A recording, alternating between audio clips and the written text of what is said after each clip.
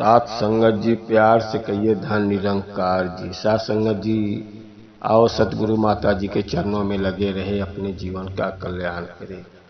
साथ संगत जी हमारा कोई अपमान करता है तो अपमान का बदला कैसे ले।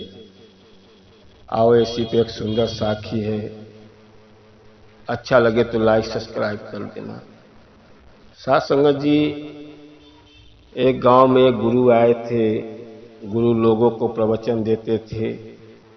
प्रवचन बड़ा ध्यान से सब सुनते थे और प्रवचन बड़ा अच्छा लगता था। और गांव का एक बहुत बड़ा सेठ, बहुत बड़ा धनी गांव में चलता था। लोग उसको सम्मान करते थे, उसका पैर पकड़ते थे। और सेठ धनी को बड़ा अंदर से अहंकार था कि मेरा सब इज्जत करते हैं। एक दिन सेठ बैठा हुआ था, बड़ा सोचने लगा कि सब मेरा इतना सम्मान करते हैं, कभी मेरा कभी अपमान कर दिए तो मैं उसका बदला कैसे लूं। उसको ये बार बार सोचने लगा कि इसका उपाय कैसे ढूंढूं। तो उसको समझ में आया कि बहुत बड़ा एक ऋषि मुनि आए हैं, गुरु आए हैं, प्रवचन देते हैं, मैं चलता हूं गुरु के पास ही। अब वो बहुत बड़ा सेठ गुरु के पास पहुंचा और गुरु जी से बोला, गुरु जी आप मुझे कोई उपाय बताओ। एक गांव के लोग मेरा इतना सम्मान करते हैं, इतना आदर करते हैं, कभी मेरा अपमान हुआ तो मैं क्या करूंगा। ऋषि मुनि गुरु जी बोले कि आप मेरा 7 दिन का प्रवचन चालू हो गया है और 7 दिन का प्रवचन आप सुन लोगे तो आपको खुद ही आपको उत्तर मैं दूंगा। बड़ा वो घर पे आया और सुबह अपना कुर्सी लिया और कुर्सी लेके अपना पहुंचा वहीं ऋषि गुरु जी के आश्रम में। और गुरु जी के पास में ही बगल में कुर्सी लगा दिया और गुरु जी अपना बैठे, सभी लोग प्रवचन सुनने के लिए जमीन पे बैठ गए।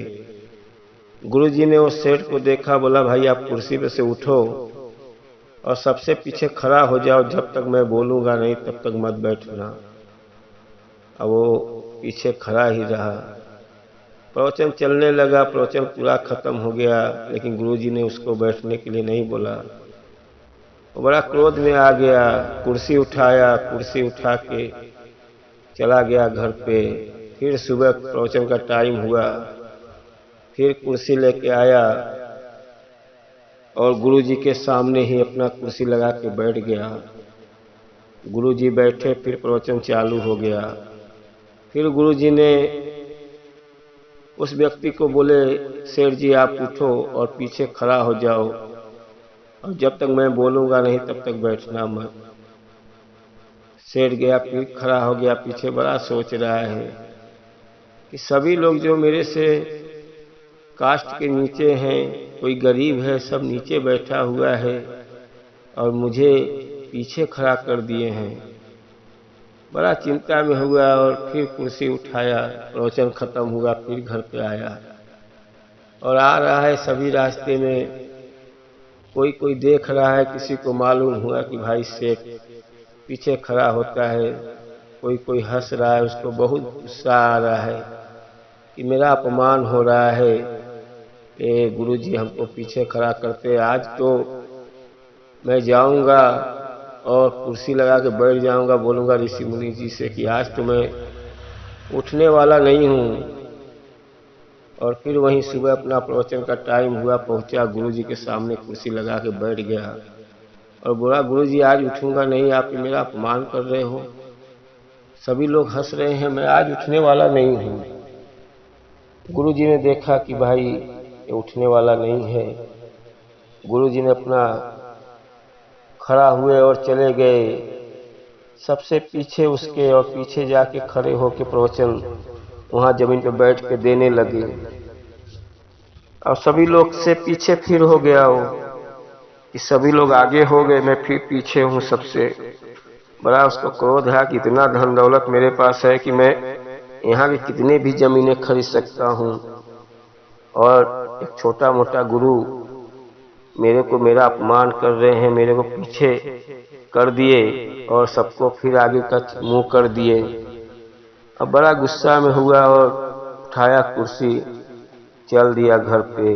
बोला ये गुरु का अहंकार मुझे तोड़ना पड़ेगा। आया घर पे, आने के बाद लगा अपना एक गुरु का पता लगाया। बोला चलो मेरे गांव में मेरे को प्रवचन दो, और जितने भी गांव के हैं सबको बोला भाई सब लोग प्रवचन यहाँ सुनो, सबको रोज का भोजन मिलेगा खाने को, यहाँ भोजन का व्यवस्था है। गांव वाले सभी लोग लालची भूखे चले गए, अपना प्रवचन चालू हो गया। सबको भोजन कराता था और सबको पैसा भी देता था। प्रवचन वहाँ चालू हो गया।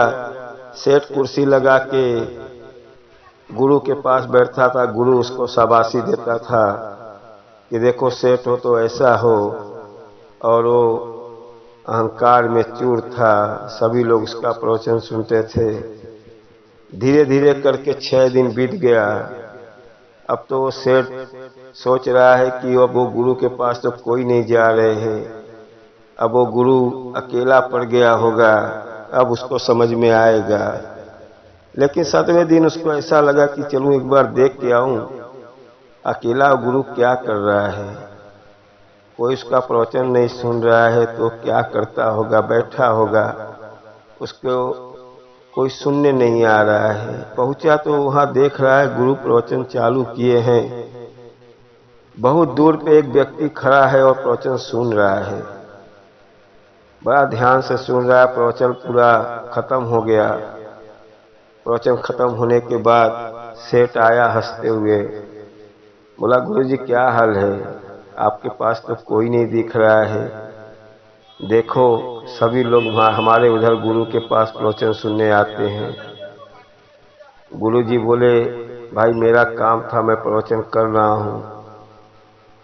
बोला एक कौन व्यक्ति अकेला जो सुन रहा है, सभी लोग हमारे पास आते, ये क्यों नहीं आ रहा है।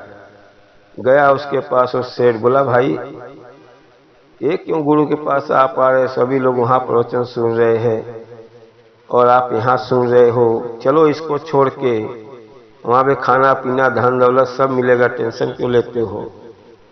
वो व्यक्ति बोला मुझे कुछ नहीं चाहिए। बोला चलो वहाँ पे आपको हर चीज का व्यवस्था, आपके पास घर नहीं है मैं घर दूंगा, खेत बाड़ी दूंगा, लेकिन यहाँ पे आना नहीं है, चलो मेरे पास प्रवचन सुनने के लिए, मेरे पास गुरु एक आया है। अब वो व्यक्ति ने बोला तुम्हारे पास जितना धन दौलत है सभी तराजू से तौल लो, सभी का आंकड़ा निकालो, कितना धन है उसका डबल मैं तुझे धन देता हूँ, और तू यहाँ पे आ जा प्रवचन सुनने के लिए। शेर बड़ा हैरान हो गया कि ये व्यक्ति को क्या हो गया है, मेरे से डबल पैसा देने के लिए तैयार है, लेकिन बोलता है प्रवचन सुन के इसका दिल यहाँ से जाने को नहीं कर रहा है। आया गुरु के पास, बोला गुरुजी ये व्यक्ति खड़ा होकर प्रवचन सुन रहा है और इतना मैं धन दौलत दे रहा हूँ, लेकिन जरा सा हिल नहीं रहा है और बोल रहा है मुझे यहाँ पे बड़ा सुकून है, कौन है। गुरुजी ने बोला ध्यान से देखो, वो साधारण व्यक्ति नहीं है, साधारण भेष साधारण कपड़ा पहना, लेकिन साधारण व्यक्ति नहीं है, यहाँ का राजा है जो इस राज्य में आप रहते हो। शेर बड़ा ध्यान से देखने लगा, देख रहा है सचमुच जो राजा ही है, मुकुट उकुट नहीं पहने हैं, साधारण व्यक्ति हैं। उनके चरणों में गिर गया, रोने लगा। गुरुजी ने बोला ये क्या कर रहे हो सेठ, आपका भी अपमान नहीं हो रहा है, किसी के चरणों में गिर रहे हैं, मतलब वो गुरु बड़ा है, राजा बड़ा है तो उसके चरणों में गिर रहे हो, और आपके पास कोई छोटा है तो उससे आपको अहंकार आ जाता है। छोटा बड़ा का भेदभाव क्यों है, अरे उसका भी सम्मान करो, छोटे का भी करो, बड़े का भी करो। और ये जो राजा देख रहे हो ना, ये राजा भी उसी दिन आया था जिस दिन आप आए थे। और राजा भी यही बोला कि मेरा इतना सम्मान होता है, कभी अपमान हुआ तो क्या करूं। राजा को भी मैंने 7 दिन तक वहीं खड़ा होकर प्रवचन सुनने के लिए बोला, और राजा 7 दिन तक प्रवचन खड़ा होकर सुना। इनके अंदर कोई अहंकार नहीं है। आज उनके अंदर उनको मालूम चल गया है कि छोटा बड़ा ऊंचा नीचा कोई कुछ नहीं है। सभी के अंदर ईश्वर दिख रहा है, परमात्मा दिख रहा है। सभी लोग सब एक है। ऐसा नहीं कि मेरा वो अपमान करे तो मुझे क्रोध आ जाए, कोई बात नहीं है। अपने अंदर से, राजा के अंदर से एकदम अहंकार मिट गया है। जब कोई चीज अपने अंदर पकड़ के रखते हो तो आपके अंदर अहंकार आता है। जब सब चीज छोड़ दिए कि तन मन धन जब देने वाला सब ईश्वर बैठा है, ईश्वर का ही देन है।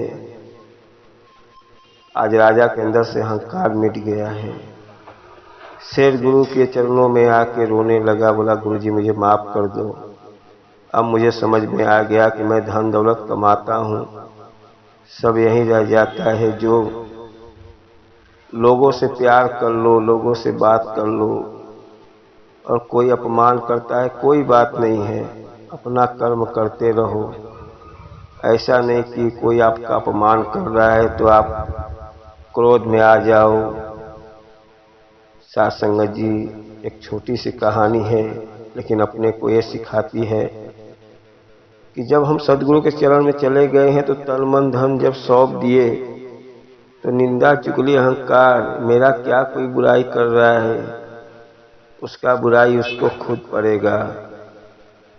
अपने को बस केवल सदगुरु का सेवा सत्संग सिमरन करना है और एक अच्छा जीवन जीना है, एक सुंदर बनाना है। साथ संगत जी, दास से कोई गलती हो क्षमा करना, और दास का वीडियो अच्छा लगे तो लाइक सब्सक्राइब कर दो।